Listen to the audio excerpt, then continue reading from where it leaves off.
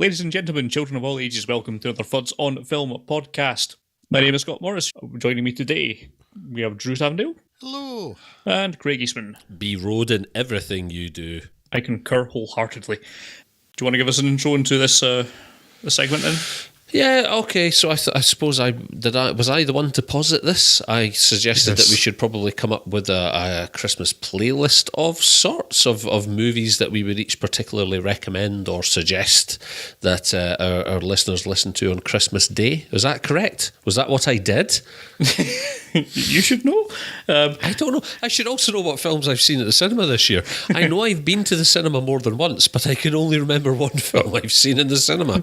Whatever you suggested, what it morphed into my head was some sort of list of the sort of films that you might watch the sort of films you'll return to time and time again. The sort of films that perhaps give some sort of comfort. I was going to say, so predicated partially at least on sort of comfort movies. It's like, okay, what would my ideal Christmas be?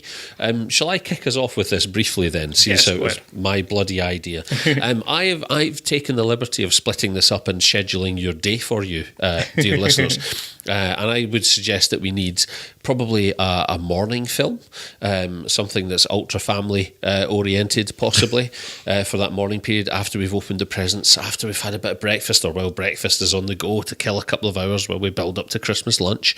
You are then going to want something utterly disposable to have on in the background while everybody's having Christmas lunch. You're going to want a late afternoon film.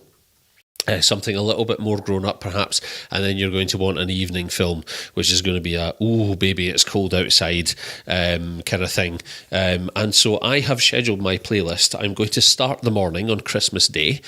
My suggestion to you would be Laputa Castle in the Sky, which is my favourite of all the Ghibli films. I wouldn't suggest it's necessarily the best Ghibli film, but it is my personal favourite. I think it's the perfect morning movie. The first time I saw it was of a morning, when I was on a sick day from school, as I recall, and I was as enchanted by it at 9 a.m. as it is possible to be with a movie. I think a wonderful flight of fancy. The Jules Verne / Welsh mining town inspired backdrop and setting to this movie is just one of the most enchanting pictorial sort of themes that I've come across anywhere in cinema. I think the action is exciting and enthralling in equal terms, or equal measures rather. I think the characters, for what is ostensibly a children's film, I think the characters are all incredibly unique and engaging and surprisingly fleshed out, and have interesting backstories, and I just think it's hard to beat in the morning hours of Christmas Day, that kind of fantastical pure adventure story. And this year will hopefully be deploying this movie for the first time with my own children on Christmas Day, on Christmas morning. So I am super looking forward to that. And if you are so inclined, I can't tell you how excited I am. And they might absolutely hate it, but I've been building up to this moment for 5 years. And if you would like to join me, I would be absolutely honoured. That would be my recommendation for a morning movie. Moving on from that, Christmas lunch. This is my wild card of the pack. I only watched this movie for the first time 2 weeks ago, and it is 1974's Charles Bronson starring Mr. Majestic. Charles Bronson is the original mean melon farmer, and I mean that quite literally. In this film, he plays a melon farmer who doesn't like to pay his migrant workforce all that much. I also presume this is what spawned that substitute for the Oedipal insult. I've nothing to base that on, but it seems like it might be legit, a thing. Yes. It sounds absolutely legit. In this movie, Charles Bronson is harassed by local heavies trying to muscle in on the labour market and oust his low-paid Mexican workforce, right? So Vince Majestic, spelt with it Majestyk. Obviously. Vince Majestic off the Connecticut Majestic. Yes, absolutely. He manages to piss off both the local heavies and, through a very contrived / convoluted plot development, a notorious hitman played by Al Lettieri. Now, right, some of Some of you listening are going to recognise Lettieri as Sollozzo from The Godfather. Younger members of the audience will doubtless clock him as looking exactly like the Gen 2 Pokemon who would evolve into Andre the Giant. So, I took a moment to parse that to because I heard Gen 2 and thought of the species of penguin and realised you meant Generation 2. Like, Yes. that was a completely different mental image. Gen Space 2, yes. Yes. No, I'm sticking with Gen 2 penguin. It's more amusing that way. Okay, fair enough. I'll take that as an insult to my comedic writing skills. Linda, the lovely Linda Crystal plays the inexplicably doting, and I do mean inexplicably doting love interest, who gains precisely zero love in return from the bizarrely asexual character that Bronson is portraying. Despite remembering little of this film after watching it a mere 2 weeks ago, I've got absolutely no hesitation in recommending it as your afternoon family movie. Originally rated X, now clearly a 12A/PG-13 at best. Largely because it features a scene in which some heavies massacre a barn full of melons using submachine gun fire. In what must rank as the least efficient crop decimation in living memory.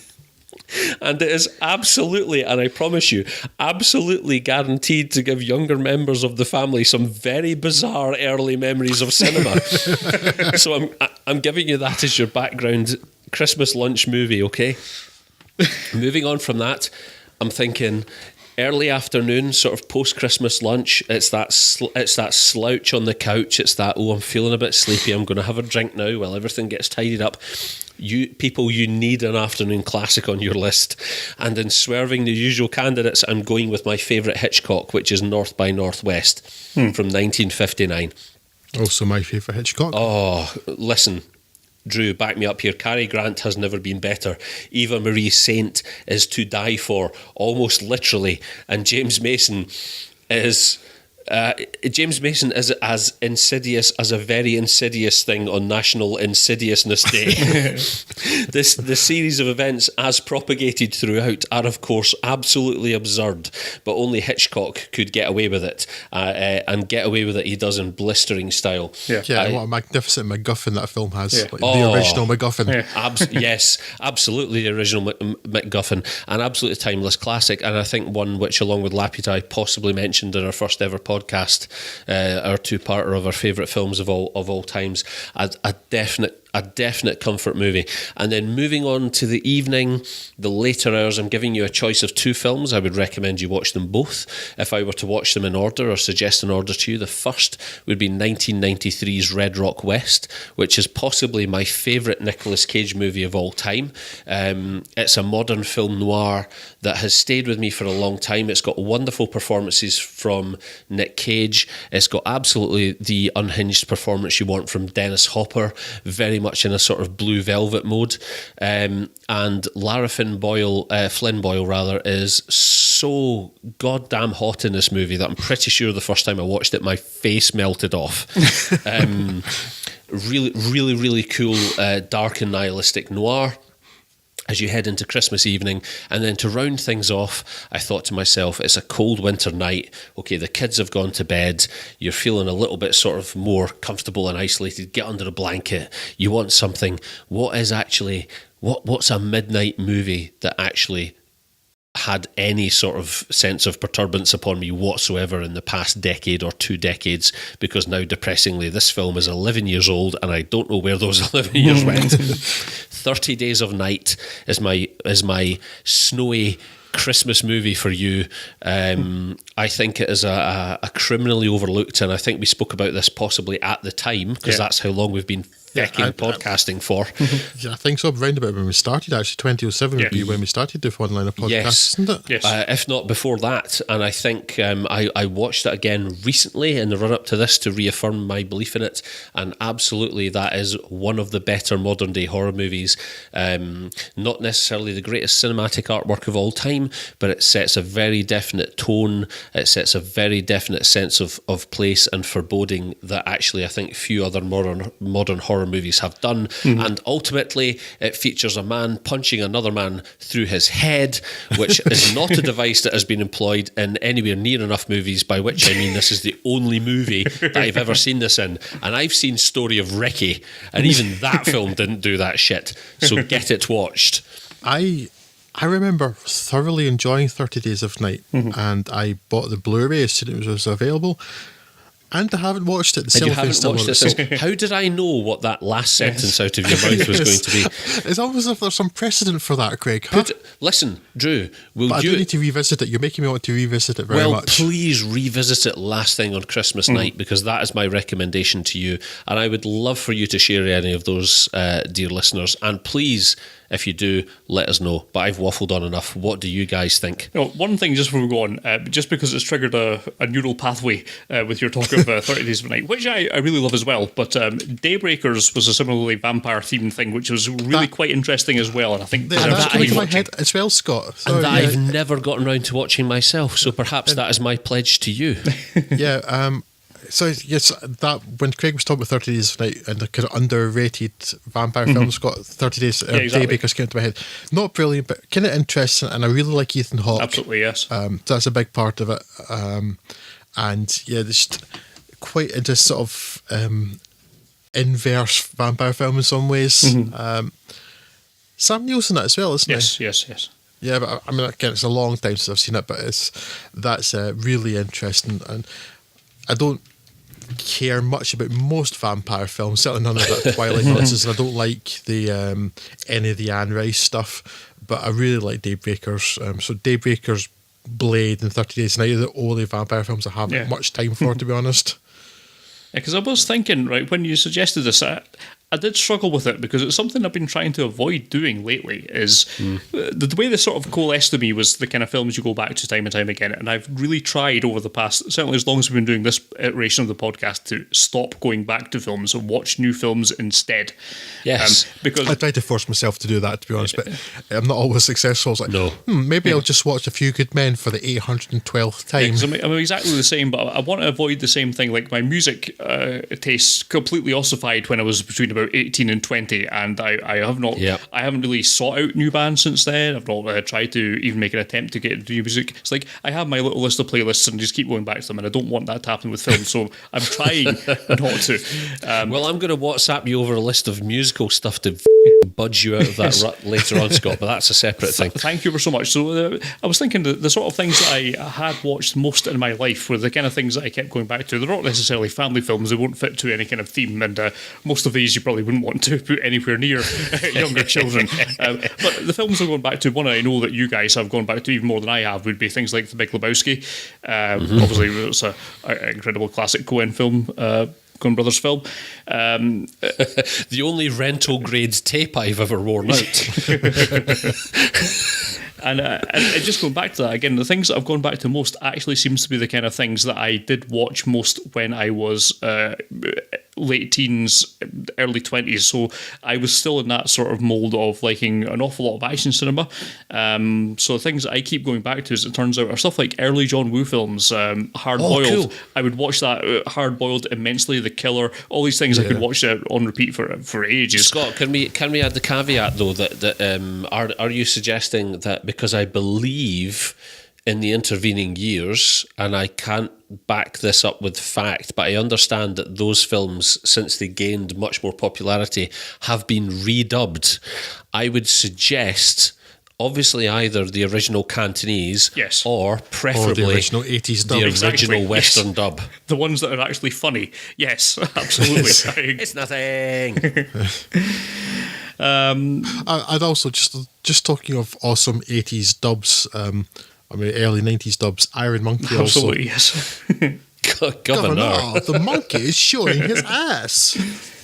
Oh dear. So that sort of things. There's also a couple of Verhoeven films I keep going back to, namely RoboCop and Starship Troopers. I'll watch those endlessly. There's something deeply entertaining about those that just will not stop it being entertaining for me, even though they are in most ways silly, but I still really love them. If you want to put, if you want to go for a more Christmas-themed slant to it, then I know it's a bit of a cliche, but yes, It's a Wonderful Life is still really classic. I love it. I love that film. Always did. And I almost hesitate to bring it up because I'm actually quite annoyed by it. There used to be a little joke going around where people would say, Die Hard's a Christmas movie, right? Because it's at Christmas, ha ha ha. And we all understood that it was a joke, but now apparently it is just actually true that Die Hard is now a Christmas movie, despite it being set at Christmas and otherwise having nothing to do with Christmas. At the very least, it is a Christmas movie by that standard. At the very least, it is an annual source of furious debate for people who ought to be doing more productive things with their time. Yes. But regardless of that, it is possibly the best action movie ever. So yes, it is very good. You should probably watch that. Just to go back to the Arnie stuff, back to action stuff, there's a few Arnie films, of course, that will always stand the test of time for me. Those being Commando and Predator. I will never pass up an opportunity to watch either of those films. They're both brilliant. You're having a very violent Christmas. Aren't we all? Aren't we all? Drew, what say ye? First of all, Die Hard, let's put this down now, isn't a Christmas movie. Just because it takes place at Christmas doesn't make it a Christmas film. Iron Man 3 also takes place at Christmas, isn't a Christmas film. Bang bang. I used to be on the opposite side of the fence, and I think for the most part it's because I was trying to troll people, maybe subconsciously, but I have to agree now that no, Christmas objectively is Die Hard is Christmas is objectively not a Die Hard movie. Die Hard is objectively not a Christmas movie, and as you quite rightly state, just because it takes place, you'll notice that Die Hard 2 also takes place at Christmas. It's never in the conversation. It's never part of the conversation. Yes. So, yes, that's another thing. It's not a Christmas movie, but of course it is one of the best movies to watch at Christmas, and you should do that. Yes, because it's just one of the best movies to watch, period. Exactly. I'll be honest, I didn't really know what to do with this when you suggested it, Craig. I didn't know whether to go with Christmas films or with just like kind of comfort food, as you'd also mentioned. So I've sort of got a bit of both. Right, first of all, this was difficult for me because I don't care about Christmas anymore. I used to love Christmas so much, and it's completely gone from me now in the last couple of years. I didn't celebrate it last year. I'm not going to celebrate it this year. And apparently, if you say you're not going to celebrate Christmas, people look at you like you're the Antichrist. What? Best Christmas I ever had was when I was with the woman who is now my wife, but we weren't married, Drew. And I put my foot down and said that I was spending Christmas Day alone in my flat and that I'd go through to hers in the evening, and I made myself a lovely roast and I put it all inside a massive Yorkshire pudding that I cooked myself, and it's the best Christmas I've ever had because I got to do exactly what I wanted, play exactly what I wanted to on the Xbox, watch exactly what I wanted to on the TV, and then go to someone else's house to drink the booze that they paid for.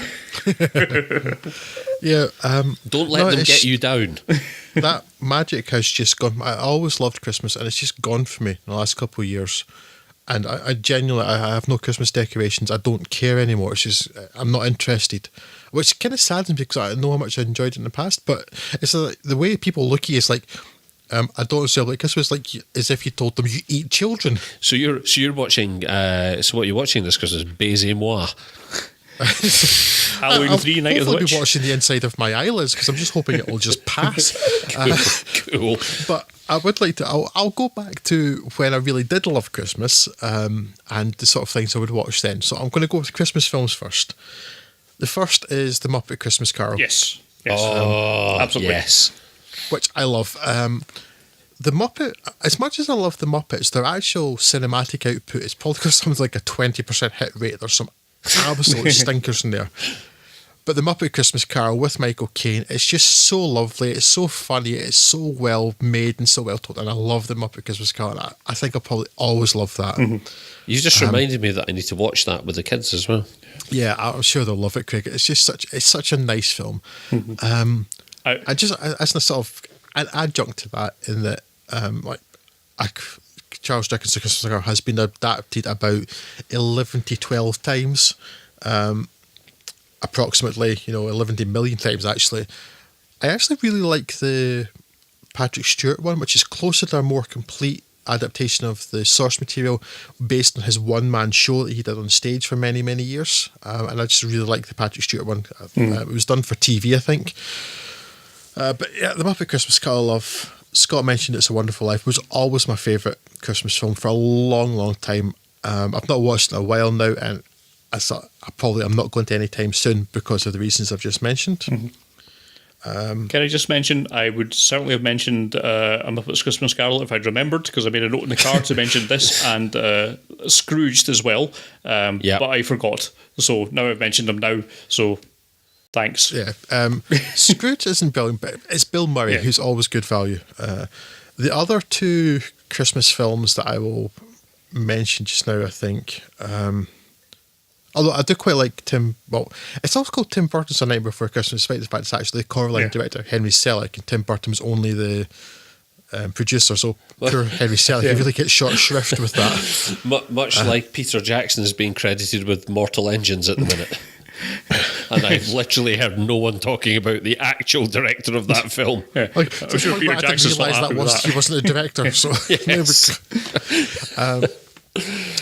There are two other Christmas films mentioned. One is a film that I remember watching when I was a very young boy, which, given that it's a 1983 film, or 1983, I think, must have been just after release. Debbie Does Dallas. And... Deep Throat, Scott. Wrong 70s film. Deep Throat. That I had... And I didn't know what it was for a long time. I had a vague recollection of watching a film where this wee boy had a rifle and he ate soap. It took me the pre-internet days. It took me You've done that thing where you're suppressing your own memories, aren't you? It took me ages to find out that, yes, my parents had abused me by shooting me and making me eat soap. When did you sign up for this remake of The Road, Drew? And that's bleak. Gene Shepherd, Bob Clark's classic A Christmas Story, which took me a long time to find out what it actually was. I watched it several times since, and I think it's charming. It has that kind of nostalgia of a childhood. Charming is not the adjective I was expecting after that introduction. Yeah, the story of little Ralphie and his desire for a Red Ryder BB rifle and how it'll put his eye out. The story of little Larry and his gun and his tasty soap.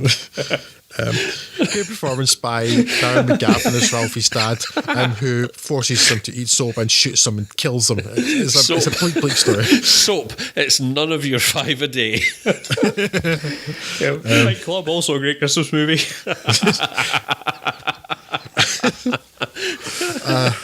Oh, Jesus. Yeah, so a Christmas Story, which is a classic, and what I urge, if you're a fan of A Christmas Story, as many people are, of like this wee boy in 1950s Indiana, do not even go as far as watching the trailer for the, I think 25 year later, A Christmas Story 2, because it's one of the worst things I've ever seen. I've only seen the trailer and it's painfully awful. Deary me.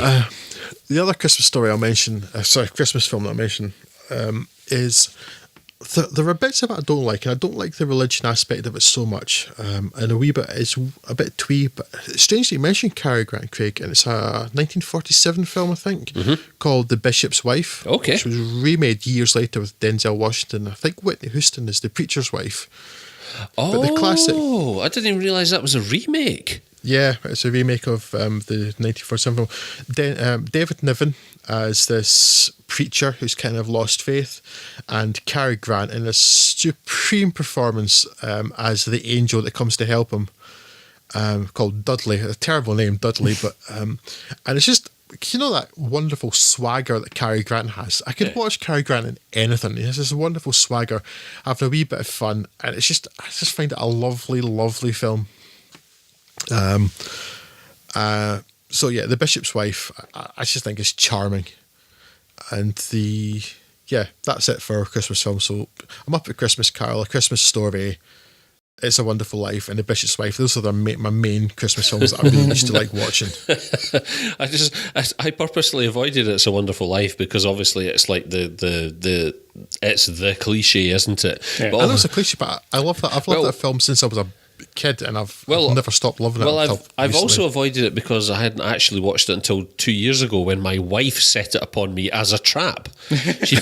She purposely made me watch it and then sat, and I realised in the last 10 minutes of it she was staring at me because she was rather than the film, because she was purposely waiting for that sort of climactic moment in the message because she knew it was going to upset me.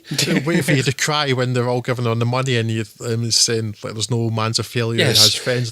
She was specifically waiting on the message, no man is a failure who has friends. Get on the screen specifically to capture the moment where I broke down, and I don't know where I am now.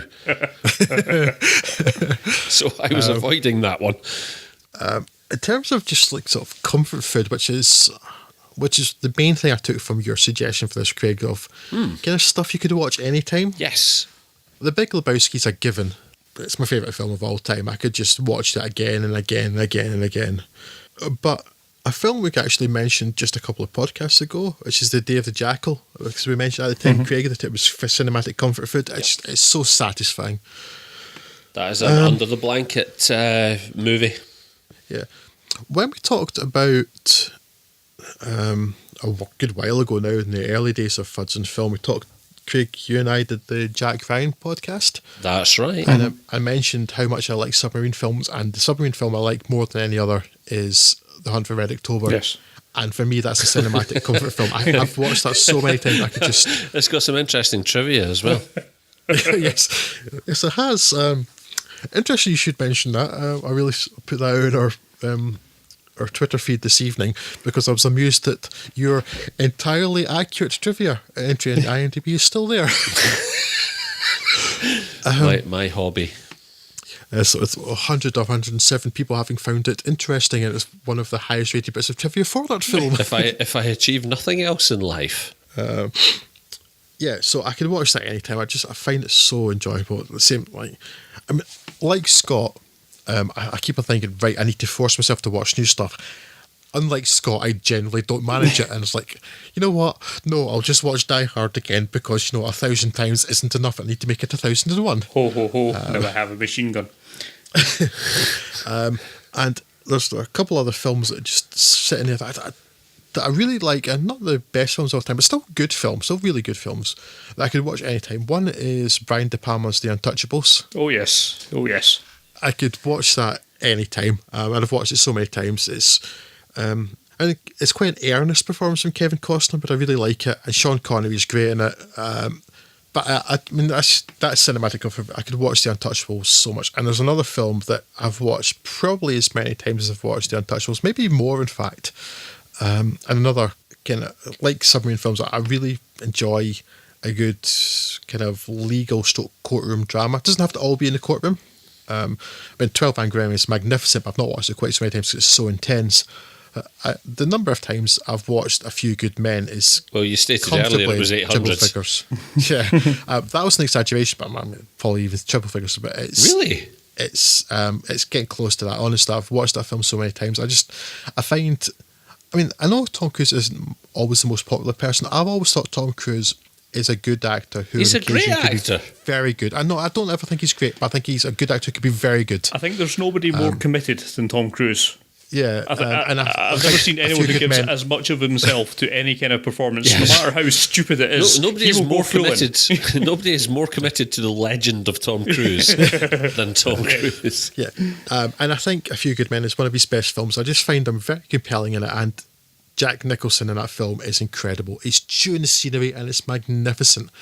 And I just find that film constantly rewarding. Yeah, actually, one of the most entertaining bits of the film is Tom Cruise taking the piss out of Jack Nicholson's Colonel Nathan Jessup when he's talking about doing that bit you're just saying, Craig. And I just find that film, Rob Reiner directing it, I just find it really, really entertaining. It's one of those films that I could always watch. So, if it's Christmas Day and I'm actually in the mood for Christmas Day, but I'm just going to want to watch something that I'll just sit and enjoy. A Few Good Men's always going to be up to the top of my list of films to pick. Awesome. That's a really good list of films. I would happily watch all of those, apart maybe from that Charles Bronson joint. I'm not sure. I'm not convinced about I'm that. telling you now, you need to watch the film where Charles Bronson is a mean melon farmer. Our friendship pivots on this. There are Charles Bronson films I'm very fond of. You know, The Magnificent Seven and some other, and the Sergio Leone stuff he did. But okay, Craig, I value your judgment, so I will give that a go. Excellent. And then when you've watched that, watch Telephone.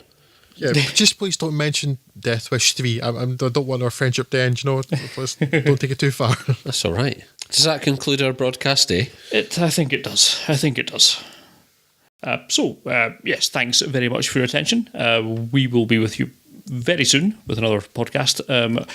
No matter how terrible 2018 has been to you, or how good 2018 has been good for you, we hope that 2019 is much better, and we will catch you. We hope to provide you with a number of entertaining film podcasts throughout that time period. Until such time, if you want to get in touch with us, you can do. Please do on Twitter at FudsOnFilm, on Facebook, that's facebook.com/FudsOnFilm, or through the emails on podcast@fudsonfilm.com. And until next time, take care of yourself and each other. Goodbye. Bye. Hasta luego.